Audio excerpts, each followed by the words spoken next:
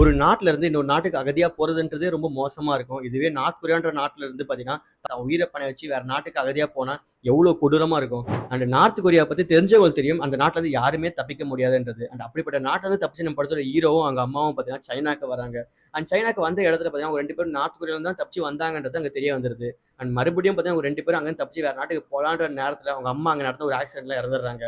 And அப்படிப்பட்ட ஒரு கஷ்டமான சூழ்நிலை பார்த்தா நம்ம படத்தோட ஹீரோ பார்த்தீங்கன்னா அங்கேருந்து தப்பிச்சு பெல்ஜியம் நாட்டுக்கு பார்த்தீங்கன்னா ஃபேக் பாஸ்போர்ட் மூலியமா தப்பிச்சு வராங்க.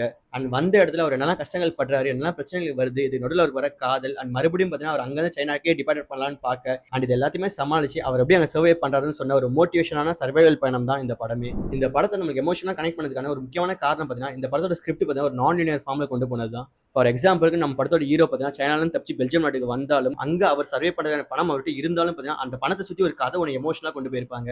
இந்த படம் பார்த்தீங்கன்னா ஒரு நல்ல ஒரு படம். தயவு செஞ்சு மிஸ் பண்ணாம படத்தை பாருங்க. படத்தோட பேரு மை நேம் இஸ் லோக்யுவான். நெட்ஃபிளிக்ஸ்ல அவைலபிளா இருக்குது. மோஸ்ட் இம்பார்ட்டன்ட்லி தமிழ்லயே இருக்குது. ஸோ இந்த படத்தை பார்த்து உங்களுக்கு பிடிச்சிருந்தா கமெண்ட்ல சொல்லுங்க. Until then by.